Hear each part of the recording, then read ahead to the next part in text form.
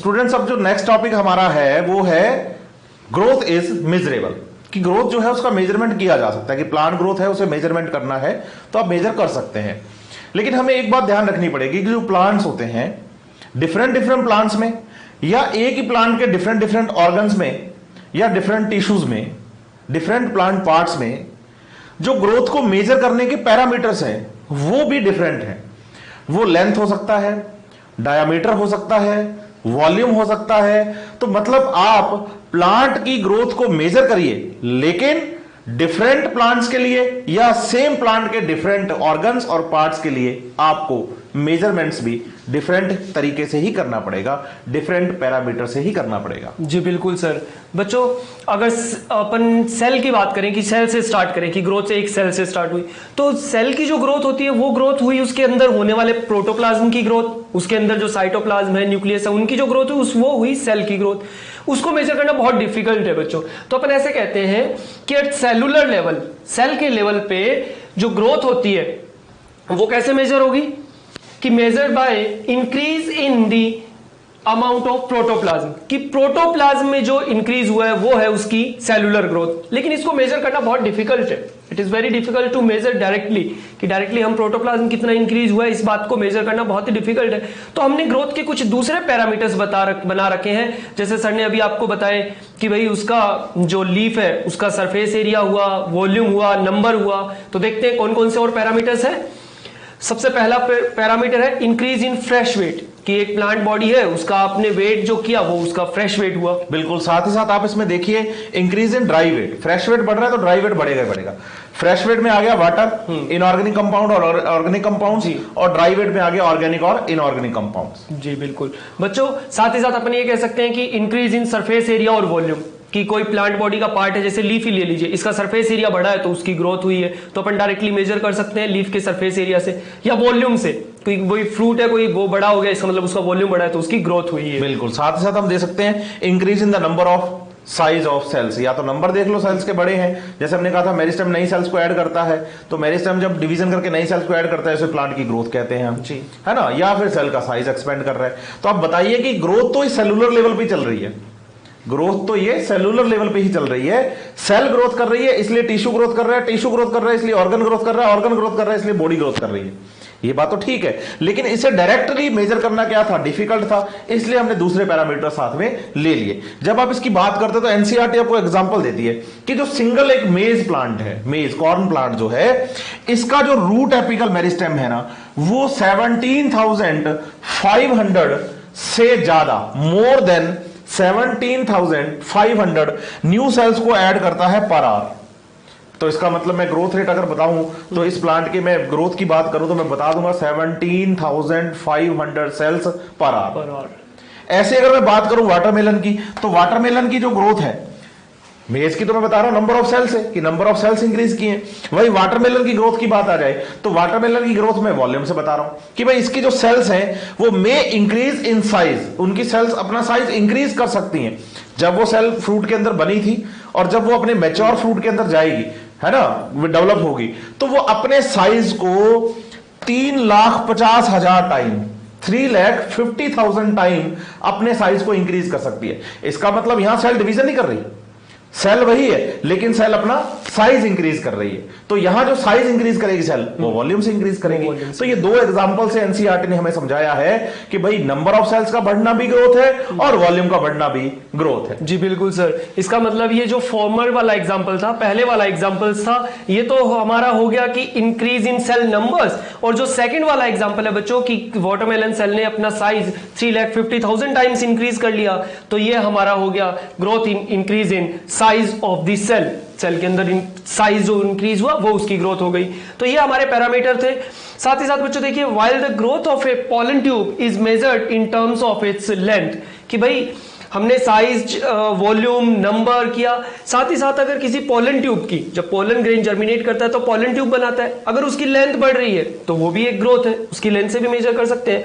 और लीफ की अपन पहले ही बात कर चुके हैं कि एक डोर्सी वेंट्रल लीफ डाइकॉट की लीफ है, उसका सरफेस एरिया बढ़ रहा है, पहले छोटी सी थी अब बड़ी हो गई, तो सरफेस एरिया उसका बढ़ गया, तो वो भी एक टाइप की ग्रोथ है। उसे भी मेजर करके हमें पता चल सकता है कि प्लांट में ग्रोथ हो रही है। बिल्कुल। अब बार बार बात चल रही है ग्रोथ ग्रोथ ग्रोथ, तो अब हम बात करने वाले हैं ग्रोथ की फेजेस की, कि प्लांट बॉडी में जो ग्रोथ है वो कौन कौन सी फेजेस में होती है। जब फेजेस की बात आती है तो आप याद रखिए कि प्लांट जब ग्रोथ करेगा तो ग्रोथ करेगा मेरिस्टेम की वजह से। मेरिस्टेमेटिक टिश्यू में डिवीजन होगा, उनसे नई सेल्स बनेगी, और वो नई सेल्स प्लांट बॉडी का फॉर्मेशन करेगी, और नई प्लांट बॉडी का फॉर्मेशन होगा जब पुरानी के साथ नई जुड़ जाएगी तो हम कह देंगे प्लांट की ग्रोथ हो गई है। तो वही बात है, सबसे पहले क्या होगा जी, मेरिस्टेमेटिक फेज की सेल्स डिवाइड करेंगी, फिर क्या होगा एलोंगेशन फेज की, जो डिवाइड करने के बाद सेल्स बनी है, नई सेल्स बनी है, वो सेल्स एलोंगेशन करेंगी, और फिर वो सेल्स मैच्योर होकर प्लांट बॉडी का फॉर्मेशन करेंगी। और जब ये तीनों काम हो जाएंगे तो हम कहेंगे यस प्लांट ने क्या कर लिया है, ग्रोथ कर ली है। जी बिल्कुल। तो बच्चों स्टार्ट करते हैं सबसे पहले मेरिस्टेमेटिक फेज से। देखिए बच्चों, these cells constantly dividing cells. Meristematic word जहां पे भी आ जाए मेरिस्टेम से बना है, इसका मतलब ही होता है to divide.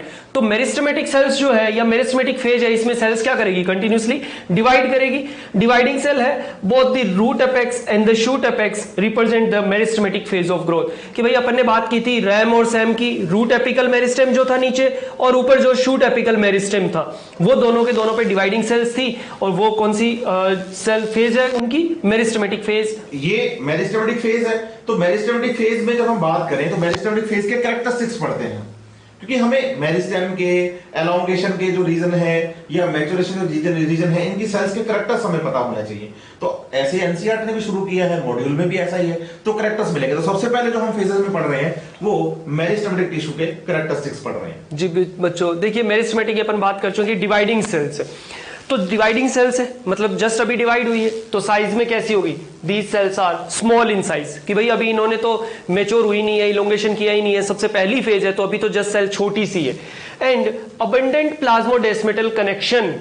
Abundant plasmodesmatal connection मतलब कि दो सेल्स के बीच में जो कनेक्शंस है, इन्हें अपन बोलते हैं प्लाज्मोडेस्मेटल कनेक्शंस। और ये बहुत सारे हैं। देखिए सेल अभी सी छोटी, अभी बहुत ज्यादा रिक्वायरमेंट है इसको, तो आसपास वाली सेल से इसको कनेक्शन बना के रखना है, जिसे अपन कह रहे हैं कि प्लाज्मोडेस्मेटल कनेक्शन बहुत ज्यादा है। बच्चों इंटरसेलुलर स्पेसेस आर एब्सेंट। कि भाई जो सेल्स के बीच में जो स्पेस है इंटरसेलुलर, दो सेल के बीच में, वो जनरली एब्सेंट होते हैं। अगर होते भी हैं तो दे आर वेरी स्मॉल, कि बहुत छोटे छोटे स्पेस होते हैं।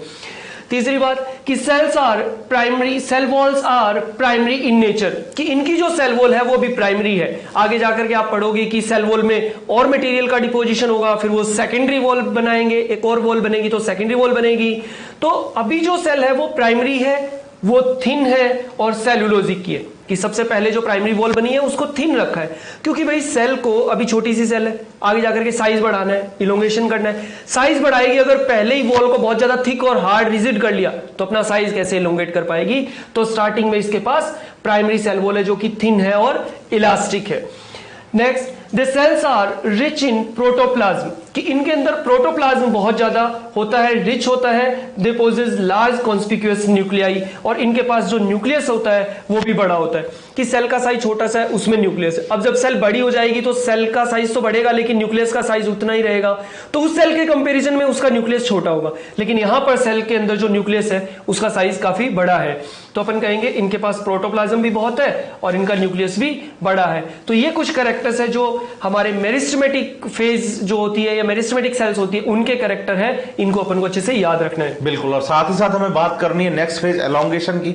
सबसे पहली बात तो ये याद रखिए कि ये जो फेज है ये प्रॉक्सिमल टू द मेरिस्टेम है। मतलब ये हो गया कि अगर टिप पर मेरिस्टेम है यहाँ पर, तो मेरिस्टेम के जस्ट पीछे का जो रीजन होगा वो एलोंगेशन होगा। तो इसका मतलब मेरिस्टेम के पास वाला जो रीजन है प्लांट बॉडी में वो एलोंगेशन रीजन है।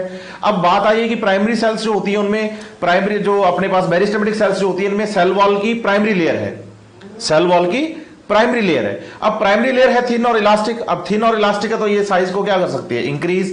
तो अब क्या होगा कि जो डिवीजन से नई सेल्स बनी है वो सेल्स अपना साइज इंक्रीज करेंगी थिन और सेलुलोजिक या इलास्टिक सेल वॉल होने की वजह से, और इस फेज को हम एलोंगेशन फेज कहेंगे। The cells proximal to the meristematic zone represent the phase of the elongation. Cells in these regions characteristic by first increased vacuolation. देखिए सेल का साइज जब बढ़ता है तो सेल का साइज बढ़ाने में हेल्प करता है एक प्रेशर जिसको नाम देते हैं हम टर्गर प्रेशर, और टर्गर प्रेशर डेवलप होता है जब वाटर मॉलिक्यूल सेल के अंदर एंटर करते हैं। तो सेल में जब वाटर आएगा, सेल का टीपी बढ़ेगा, तो जो एक्स्ट्रा वाटर मॉलिक्यूल्स होंगे उन एक्स्ट्रा वाटर को वो सेल वैक्यूल में स्टोर करके रखेगी। तो इसलिए वैक्यूल का साइज बढ़ेगा क्योंकि वाटर की एंट्री हो रही है सेल में एलोंगेशन होने के साथ साथ। आपको करवाना है सेल का एनलार्जमेंट, टर्गर प्रेशर डेवलप होगा वाटर की एंट्री से तो सेल का एनलार्जमेंट भी होगा, और साथ ही साथ जब ये सेल एलोंगेट हो रही है तो नए सेल वॉल मटेरियल का डिपोजिशन भी स्टार्ट कर देगी। तो ये जो कैरेक्टर्स हैं ये एलोंगेशन फेज के कैरेक्टर्स हैं। जी बिल्कुल। और बच्चों अब चलते हैं तीसरी फेज की ओर, मैच्योरेशन फेज, कि अब सेल मैच्योर हो रही है तब क्या उसमें चेंजेस होते हैं। तो सबसे पहले कि this cells are more proximal to the phase of elongation. जैसे सर ने अभी आपको बताया कि ये स्टार्टिंग वाली मेरिस्टेमेटिक फेज थी, मेरिस्टेमेटिक फेज, ये फेज इलोंगेशन फेज थी, और ये फेज है हमारी मैच्योरेशन फेज। तो आप बताइए बच्चों, जो मैच्योरेशन फेज है ये किसके ज्यादा पास में है? मोर प्रॉक्सिमल टू इलोंगेशन, इलोंगेशन के ज्यादा पास में है, ना कि मेरिस्टेमेटिक के। देन ये जो फेज हुई, ये मैच्योरेशन फेज हुई। Cells of this zone attain the maximal size, कि अब सेल मैच्योर हो चुकी है, जितना साइज अटेंड करना था उतना साइज अटेंड कर चुकी है। एंड और क्या करेगी? Cell wall thickening and protoplasm modification. देखिए सेल वॉल इसकी कितनी थिक हो चुकी है, तो सेल वॉल जो हो जाएगी वो कुछ मटेरियल के डिपोजिशन के कारण, जैसे लिग्निन, सुबेरिन, इनके कारण उसने अपनी सेल वॉल को थिक कर लिया क्योंकि अब उसे मैकेनिकल सपोर्ट चाहिए। और साथ ही साथ प्रोटोप्लाज्म के अंदर भी मॉडिफिकेशन होते हैं। भाई अब मैच्योर हुई है, कोई ना कोई उसको फंक्शन करना है तो उस फंक्शन के अकॉर्डिंग अपने प्रोटोप्लाज्म में भी चेंजेस करते हैं। जैसे अगर जाइलम बनाना है, मैकेनिकल सपोर्ट देना है तो प्रोटोप्लाज्म को खत्म कर लेगी। और जैसे सर ने एक एग्जांपल दिया था कि फ्लोएम बनाना है तो वो अपने प्रोटोप्लाज्म को पेरिफेरी पे कर लेती है, अंदर पोर्स बना लेती है। तो ये सारे मॉडिफिकेशंस होते हैं उसके मैच्योरेशन के टाइम पे। तो ये तो हुई फेजेस किस किस की, ये हुई है ग्रोथ की फेजेस। पहली फेज थी मेरिस्टेमेटिक जिसमें डिवीजन हो रहा है जी, दूसरा एलोंगेशन, और तीसरा हम पढ़ रहे हैं मैच्योरेशन। अब देखिए जब आप एनसीईआरटी पढ़ेंगे तो एनसीईआरटी में डायग्राम आपको ये मिलेगा, एक सीड है जर्मिनेट कर रहा है, तो जर्मिनेशन से जो इसमें से सीडलिंग बनेगा है ना, इसका ये टिप वाला रीजन है, तो ये टिप वाला रीजन कौन सा हो गया? मेरिस्टेमेटिक रीजन हो गया। इसके जस्ट पीछे का रीजन कौन सा हो गया? ये एलोंगेशन रीजन हो गया। और ये वाला रीजन कौन सा हो गया? ये मैच्योरेशन रीजन हो गया। तो इस तरफ ग्रोथ हो रही है, तो जिस डायरेक्शन में ग्रोथ हो रही है उस डायरेक्शन में टिप वाला जो रीजन होगा वो मेरिस्टेमेटिक, मेरिस्टेमिक के मोर प्रॉक्सिमल जो होगा, ज्यादा पास होगा, वो एलोंगेशन, और एलोंगेशन के मोर प्रॉक्सिमल होगा वो होगा मैच्योरेशन। और एनसीईआरटी इसे आपको लिखकर देती है कि भाई इसको हम पैरेलल लाइन टेक्निक कहते हैं, कि आप इसके एक पैरेलल लाइन खींचिए और उस पर मार्क करिए कि भाई ये जॉन मेरिस्टेमेटिक जॉन है, ये जॉन एलोंगेशन जॉन है, ये जॉन मेरिस्टेमेटिक के बाद एलोंगेशन और एलोंगेशन के बाद ये मैच्योरेशन जॉन है। तो इसे पैरेलल लाइन टेक्निक के नाम से भी जाना जाता है। और ये टॉपिक हमारा हुआ फेजेस ऑफ ग्रोथ। इसी सीक्वेंस में आगे चलते हैं तो नेक्स्ट टॉपिक हमारा है ग्रोथ रेट।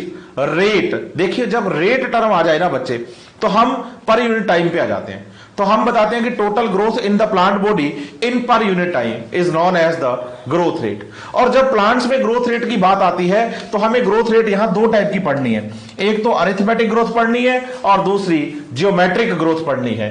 तो increase growth per unit time is termed as the growth rate. और प्लांट बॉडी में ग्रोथ रेट दो टाइप की, first arithmetic and second geometric, या फिर इसे हम एक्सपोनेंशियल के नाम से भी जानते हैं। जी बिल्कुल। बच्चों स्टार्ट करते हैं अरिथमेटिक ग्रोथ से।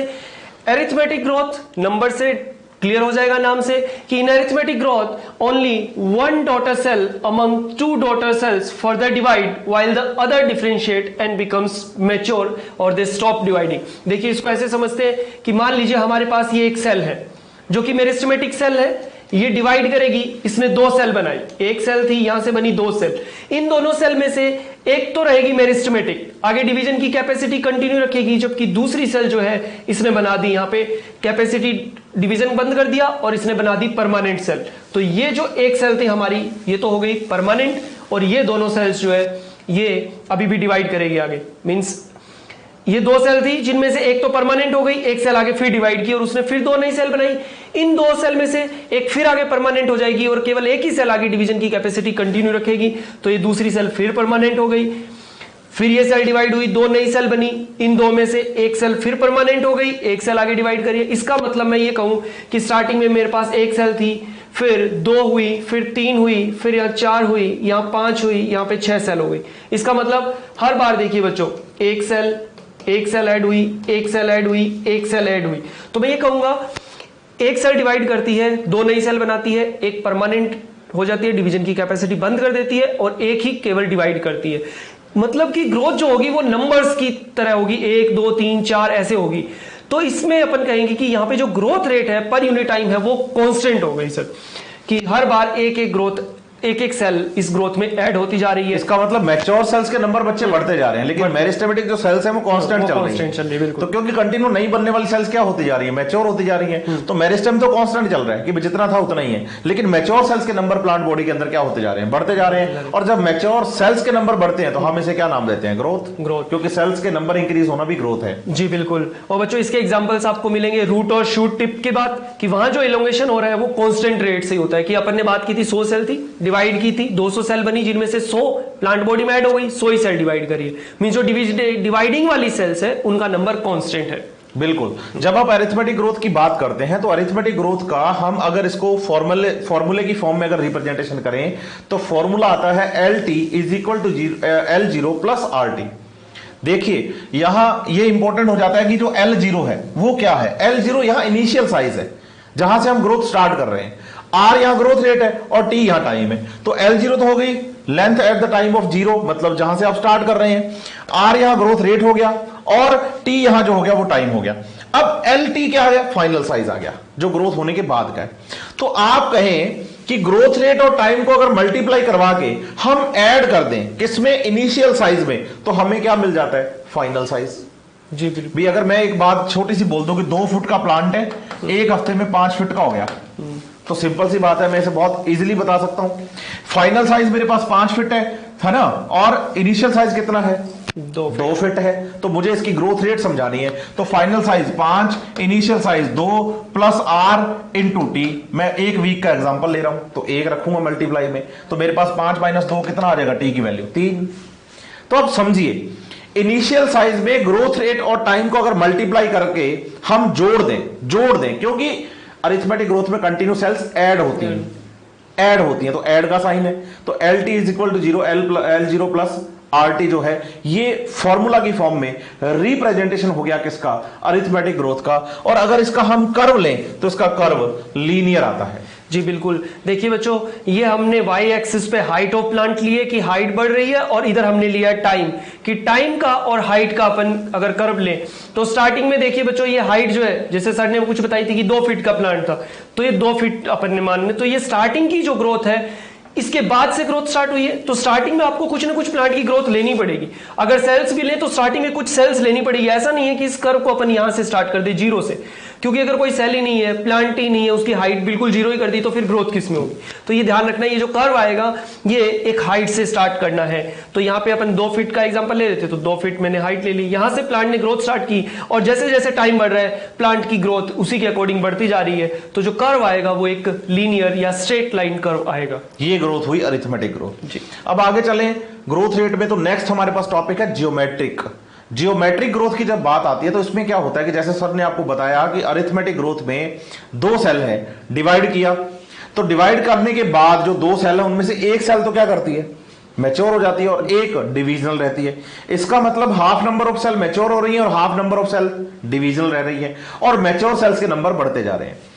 जियोमेट्रिक में ऐसा है कि नए बनने वाली जो सेल्स हैं वही आगे जितनी बनेगी उतनी डिवाइड करेंगी।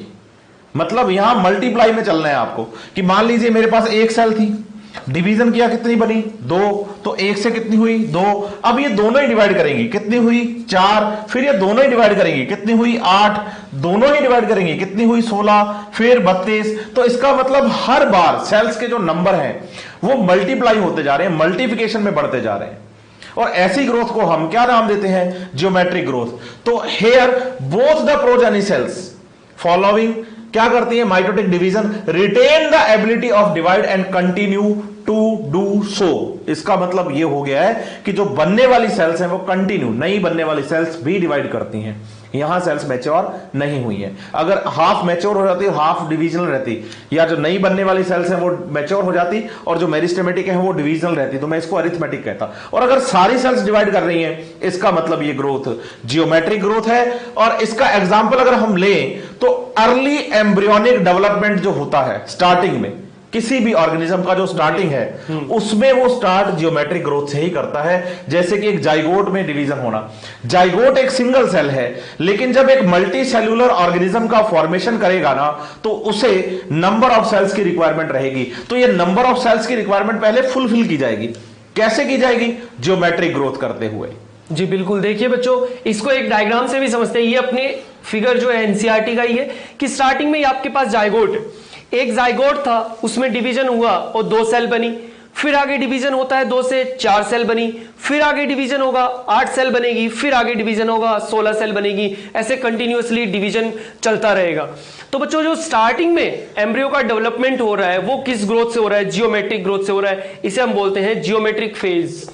इसके बाद में बच्चों देखिए हमेशा कंटिन्यूअसली ऐसा नहीं होगा। जब वो सेल्स आगे ऑर्गन्स बनाने लग जाएगी, जब डिफरेंशिएशन हो जाएगा उन सेल्स के अंदर कि तुम्हें कौन सा पार्ट बनाना है, तो उसके बाद में जो ग्रोथ होगी वो बाद में एरिथमेटिक ग्रोथ होगी। इसीलिए तो लिखा है अर्ली एम्ब्रियोनिक डेवलपमेंट, कि एम्ब्रियो के स्टार्टिंग में जो डेवलपमेंट होता है वो जियोमेट्रिक ग्रोथ से होता है, बाद में जाकर के अरिथमेटिक ग्रोथ होने लग जाएगी, जिसमें ये जो ब्लू कलर की सेल्स दिख रही है ये तो डिवाइड कर रही है, लेकिन ये इधर वाली सेल्स जो है वो परमानेंट होती जा रही है, मींस डिवीजन की कैपेसिटी खोती जा रही है, मेच्योर सेल्स बनाती जा रही है। बिल्कुल। तो इस ग्रोथ को हम नाम देंगे जियोमेट्रिक ग्रोथ। अगर इसे हम फॉर्मूला की फॉर्म में रिप्रेजेंट करवाएं बच्चे, तो इसका फॉर्मूला आता है W1 is equal to W0 ERT।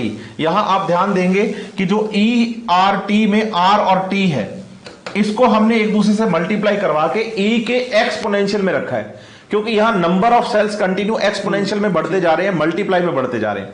अगर ग्रोथ रेट को और टाइम को मल्टीप्लाई करवा के मैं इनिशियल साइज में ऐड करवाता तो फिर तो मैं इसे कह देता अरिथमेटिक, लेकिन मैं इसे रख भी किस में रहा हूं? एक्सपोनेंशियल में, और साथ ही साथ मैं इनिशियल साइज W0 में इसे मल्टीप्लाई करवा रहा हूं। तो मल्टीप्लाई करवा रहा हूं तो इसका मतलब यहां ग्रोथ जो है मल्टीप्लिकेशन में नंबर ऑफ सेल्स इंक्रीज हो रहे हैं, और इस ग्रोथ रेट का जो हमें ग्राफ मिलता है बच्चे वो एक सिग्मॉइड कर्व मिलता है। जी बच्चों देखिए, इसके अंदर W1 हमारे पास फाइनल साइज हो गया, W0 इनिशियल साइज जैसे आपको सर ने बताया, और R यहाँ पे वही वापस से ग्रोथ रेट है, और T यहाँ पे हमारा टाइम है। यहाँ पे जो हमने E लिया है वो क्या है? बेस है। नॉर्मल जो अपन लोगरिथमिक लेते हैं, लॉग्स लेते हैं, उसका बेस E लिया है हमने यहाँ पे। हाँ तो बच्चों देखिए, इसको अपन एक ग्राफ से समझते हैं। ये हमारा जो Y एक्सिस पे है वो साइज या वेट ऑफ द ऑर्गन हमने लिया है, और X एक्सिस पे हमने टाइम लिया है। तो जब इसका एक ग्राफ प्लॉट करते हैं तो सबसे पहली बात, ग्राफ को आपको 0 से स्टार्ट नहीं करना है, क्योंकि 0 से स्टार्ट कैसे कर सकते हैं? अगर हमारे पास कोई प्लांट नहीं है या कोई सेल्स ही नहीं है तो अपन उसका साइज कैसे इंक्रीज करवा सकते हैं? तो स्टार्टिंग में हमें कुछ लेना पड़ेगा इनिशियल के अंदर। जैसे यहाँ पे WT है कि इनिशियल साइज है हमारा, तो इनिशियल साइज हमें कुछ लेना है प्लांट का। तो हमने स्टार्टिंग में ग्राफ को थोड़ा हाइट से स्टार्ट करवाया। जब इस ग्राफ को प्लॉट करते हैं तो सबसे जो पहली फेज आती है वो तो है लेग फेज, जो कि स्लो होगी। स्टार्टिंग में सेल्स का नंबर कम है, तब तक थोड़ी ग्रोथ स्लो है। जैसे ही सेल्स का कुछ नंबर बढ़ जाएगा या उसका साइज थोड़ा बड़ा हो जाएगा तो फिर ग्रोथ एकदम से बहुत ज्यादा बढ़ेगी। उस फेज को अपन कहते हैं एक्सपोनेंशियल फेज और लॉग फेज। ध्यान रखना है, ये लेग फेज है और ये लॉग फेज है बच्चों। इस फेज को अपन बोलते हैं ग्रांड फेज ऑफ ग्रोथ, क्योंकि यहां पे बहुत ज्यादा ग्रोथ हो रही है। अब उसके बाद में आगे जाकर के ग्रोथ जो होगी वो स्टेडी हो जाएगी या स्टेशनरी हो जाएगी। इसका मतलब ग्रोथ यहाँ पे कांस्टेंट हो गई। अब बच्चा ऐसे कहता है कि सर स्टार्टिंग में आपने कुछ सेल्स ली, एक्सपोनेंशियली ग्रोथ करवा रहे हो, तो ये कर्व तो ऐसे जाना चाहिए, ये स्टडी या स्टेशनरी क्यों हो गया? तो बच्चों देखिए, लिविंग्स के अंदर ये सेल्स अगर ऐसे बढ़ती रही कंटिन्यूअसली तो फिर न्यूट्रिशन खत्म हो जाएगा। तो जैसे न्यूट्रिशन लिमिटेड होता है तो सेल्स जो होती है वो इस रेट से नहीं बढ़ती, उनकी जो ग्रोथ रेट है वो कांस्टेंट हो जाती है। तो लिविंग्स के अंदर अगर किसी पॉपुलेशन का नंबर्स भी अपन ले ले तो भी वो ऐसे ही बढ़ता है कि एक टाइम तो बहुत ज्यादा बढ़ता है, लेकिन उसके बाद में वो कांस्टेंट हो जाएगा, क्योंकि न्यूट्रिएंट्स जो है वो लिमिटेड हो जाते हैं। तो ग्राफ हमारा सिग्मोइड शेप का कर्व आता है। एक्सपोनेंशियल में तो जनरली ऐसे बढ़ता जाता है, लेकिन अगर अपन रियल में लिविंग्स के लिए ग्राफ की बात करें तो वो कर्व ऐसे बढ़ के जे शेप टाइप ना करके एस शेप में कन्वर्ट हो जाता है, जिसे अपन सिग्मोइड कर्व कहते हैं। इसका मतलब अगर ग्राफ जे कर्व में जाता ऊपर तो एक टाइम ऐसा आता कि आपका न्यूट्रिशन ड्यूरेशन खत्म हो जाता है या लिमिटेड हो जाता, तो आप क्या हो जाते फिर से डेथ की तरफ आ जाते। तो अगर आप लंबे टाइम तक सर्वाइव करना चाहते हैं एनवायरनमेंट के अंदर, तो आपके लिए जरूरी हो जाता है आप सिग्मॉइड कर्व को फॉलो करें। लिविंग्स में यही कर्व है जो फॉलो होता है कि जब आप एनसीईआरटी पढ़ें, मॉड्यूल पढ़ें, तो sigmoid curve is the characteristics of the living organism growing in a natural environment, कि जो नेचुरल एनवायरनमेंट में ग्रो करते हैं ना ऑर्गेनिजम्स, वो सिग्मॉइड कर्व को ही फॉलो करते हैं। क्योंकि अगर आप सिग्मॉइड को फॉलो नहीं करेंगे तो आप विदाउट न्यूट्रिशन सर्वाइव कैसे करेंगे। दूसरे, it is a typical for the cells, tissue and organ of the plant. आप एक सेल की बात करिए, आप एक टिश्यू की बात करिए, आप प्लांट के ऑर्गन की बात करिए, आप पूरे प्लांट बॉडी की बात करिए।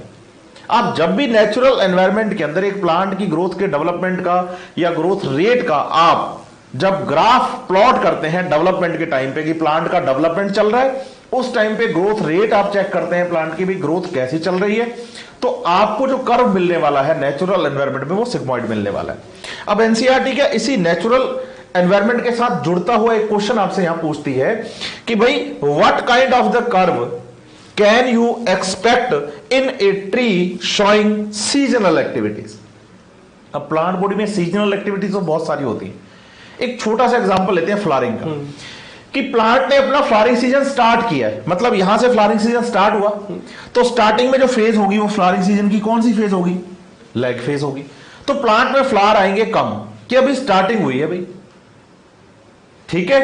अब क्या हुआ, अब फ्लावरिंग सीजन चल रहा है अपनी पीक पे, कि बिल्कुल एक्यूरेट फ्लावरिंग सीजन है, जो जो कंडीशंस एनवायरमेंटल चाहिए, इंटरनल चाहिए, वो सारी प्लांट के अंदर डेवलप हो गई है, फॉलो कर रहा है प्लांट उसको, तो प्लांट में फ्लावरिंग एकदम से हो जाएगी ग्रैंड, फेवरेबल कंडीशन। और उस टाइम पे तो क्या होता है कि प्लांट में इतने फ्लावर्स आ जाते हैं कि एक्स्ट्रा फ्लावर प्लांट नीचे गिराने लग जाता है जी।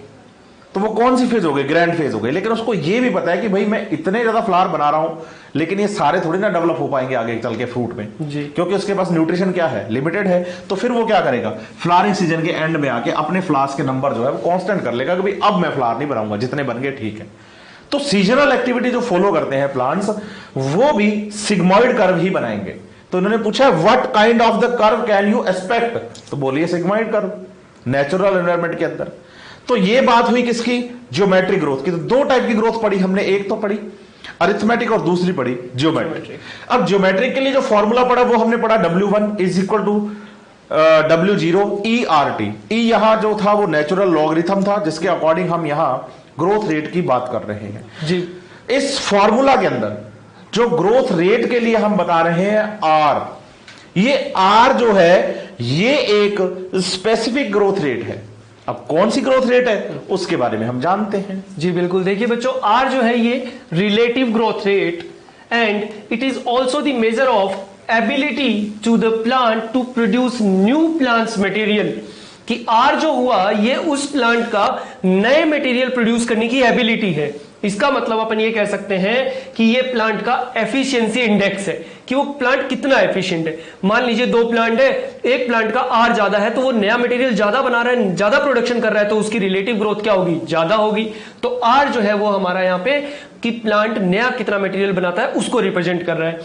अपन ये कह सकते हैं कि भाई क्वांटिटेटिव अगर कंपैरिजन करें between the growth of living system, तो उसे हम दो तरीके से कर सकते हैं। पहला एब्सोल्यूट ग्रोथ रेट और दूसरा रिलेटिव ग्रोथ रेट से। देखते हैं क्या होती है एब्सोल्यूट ग्रोथ। देखिए बच्चों, एब्सोल्यूट ग्रोथ है measurement and comparison of total growth per unit time. देखिए बच्चों, रेट है इसका मतलब पर यूनिट टाइम तो आना ही है, और एब्सोल्यूट की बात कर रहे हैं तो इसका मतलब टोटल जितनी ग्रोथ हुई है पर यूनिट टाइम वो है हमारी एब्सोल्यूट ग्रोथ, उसी को ही एब्सोल्यूट ग्रोथ रेट कहेंगे। बिल्कुल। तो एब्सोल्यूट ग्रोथ में क्या होगा, टोटल ग्रोथ देखनी है आपने। पर यूनिट टाइम में प्लांट ने कितनी की, मैंने की है अभी 5 सेंटीमीटर तो मेरी एब्सोल्यूट ग्रोथ है। पर यूनिट टाइम में सर ने की है 10 सेंटीमीटर तो इनकी ग्रोथ वो एब्सोल्यूट ग्रोथ है, एब्सोल्यूट ग्रोथ। लेकिन अगर आप हम दोनों को कंपेयर करवा दें, दो प्लांट है दोनों को कंपेयर करवा दें, या फिर मेरी ग्रोथ को मेरे इनिशियल साइज के साथ कंपेयर करवा दें, मतलब जहां कंपैरिजन आ जाए कि आपने मेरे इनिशियल साइज के साथ मुझे क्या करवा दिया, कंपेयर करवा दिया, तो फिर हम उसे कहते हैं relative growth rate. The growth of the given system पर unit time, growth of the given system पर unit time expressed on A common basis. मतलब मेरा इनिशियल साइज जो था ना उसके साथ कंपेयर किया मैंने, और कंपेयर करके फिर मैंने फाइनल साइज की जब ग्रोथ रेट समझाई तो उसे मैंने क्या बोला, रिलेटिव ग्रोथ रेट। क्यों? क्योंकि मैंने इनिशियल साइज के साथ उसको रिलेट कर लिया है। तो per unit initial parameter is called the relative growth rate. तो रिलेटिव ग्रोथ रेट में क्या होगा? ग्रोथ होता गिवन सिस्टम एट पर यूनिट टाइम, कि पर यूनिट टाइम पे आपको ग्रोथ बता दी गई प्लांट में इतनी हुई है, और इनिशियल पैरामीटर क्या है, क्योंकि उसके साथ हमें कंपेयर करना है ना इनिशियल के साथ। तो इनिशियल पैरामीटर क्या है वो, और इनटू 100 करके हम उसकी ग्रोथ निकाल लेते हैं। तो ये रिलेटिव ग्रोथ निकालने का एक सिंपल फॉर्मूला यहां पर आपको गिवन है। तो बच्चों देखिए, इसको अपन समझते हैं एक एग्जांपल से। जैसे मान लीजिए हमारे पास दो लीफ है ए एंड बी, तो ये हमारी ए लीफ है और ये बी लीफ है, जिसकी स्टार्टिंग में 5 सेंटीमीटर इसका हमने सरफेस एरिया ले लिया, सेंटीमीटर स्क्वायर, कि 5 सेंटीमीटर स्क्वायर इसका सरफेस एरिया है, और इस दूसरी लीफ का सरफेस एरिया स्टार्टिंग में है 50 सेंटीमीटर स्क्वायर। दोनों के दोनों एक वीक के लिए, मतलब ये हमारा पर यूनिट टाइम हो गया, कोई भी यूनिट हमने ले ली, कि एक वीक के लिए दोनों ने ग्रोथ की, and gives A1 10 centimetre and B1 55 centimetre, कि जो A प्लांट लीव्स थी वो एक वीक बाद उसका जो सरफेस एरिया वो 10 सेंटीमीटर स्क्वायर हो गया, जबकि B लीफ का सरफेस एरिया 50 से 55 सेंटीमीटर स्क्वायर हो गया एक वीक बाद। ये हमें लिखा है। तो अब हमने दो ग्रोथ चेक करनी है। पहले चेक करते हैं एब्सोल्यूट ग्रोथ। अगर A की एब्सोल्यूट ग्रोथ की मैं बात करूं तो एब्सोल्यूट ग्रोथ मैंने कहा था total growth per unit time. कितनी ग्रोथ हुई टोटल? तो 10 माइनस 5 सेंटीमीटर मेरी जो स्क्वायर है वो ग्रोथ हुई एक वीक के अंदर। इसकी भी एब्सोल्यूट ग्रोथ चेक कर लेते हैं। अभी है 55 और एक वीक पहले थी 50, तो यहां पे भी टोटल ग्रोथ जो आई वो आई 5 सेंटीमीटर स्क्वायर। इसका मतलब एब्सोल्यूट ग्रोथ रेट जो है वो दोनों की 5 सेंटीमीटर स्क्वायर है। बिल्कुल। लेकिन अगर रिलेटिव की बात करें तो इनिशियल से कंपेयर करेंगे। अब देखिए, ये लीफ ए है, इसका इनिशियल रिलेटिव ग्रोथ रेट में देख रहा हूं तो इनिशियल पैरामीटर कितना है जी? इनिशियल है 5 सेंटीमीटर, और इस प्लांट ने ग्रोथ की कितनी है? तो भाई इनिशियल 5 था, ग्रोथ भी 5 की है, 10 हो गया ना। तो ये हो गया इसका ग्रोथ पर यूनिट टाइम के अंदर एक वीक में 5। अब इसको मल्टीप्लाई में 100 से करता हूं तो मैं कहता हूं कि भाई लीफ ए ने 100% ग्रोथ की है, कि जितना उसका इनिशियल साइज था उतनी ग्रोथ की है। इनिशियल साइज 5 था, ग्रोथ भी 5 की है। लेकिन अगर अपने लीफ बी की बात करें तो लीफ बी में रिलेटिव ग्रोथ रेट की बात आएगी तो इनिशियल पैरामीटर कितना है? 50, कि भाई इनिशियल 50 सेंटीमीटर पर स्क्वायर था इसका एरिया। ग्रोथ इसने कितनी की थी? 5 की। अगर आप इसे मल्टीप्लाई करें 100 से तो आप देखेंगे कि ये ग्रोथ आपको सिर्फ और सिर्फ कितने परसेंट मिलती है? 10%। इसका मतलब ये हो गया कि अगर ये दोनों प्लांट की लीव्स, ये ए और बी जो हैं, ये अगर सेम एनवायरनमेंट के अंदर ग्रो कर रही हैं तो जो आर की वैल्यू आएगी वो लीफ ए के लिए ज्यादा आएगी, क्योंकि लीफ बी के कंपेयर में ए जो है वो नए मटेरियल्स का फॉर्मेशन ज्यादा कर पा रहा है। इसका मतलब ये हो गया कि आर जो कि हमने एफिशिएंसी इंडेक्स बताया है इस ग्रोथ रेट के लिए, वो लीफ ए का ज्यादा है। इसका मतलब जिन ऑर्गन्स का साइज छोटा होता है, जिन प्लांट्स का साइज छोटा होता है, उनकी रिलेटिव ग्रोथ रेट ज्यादा आती है।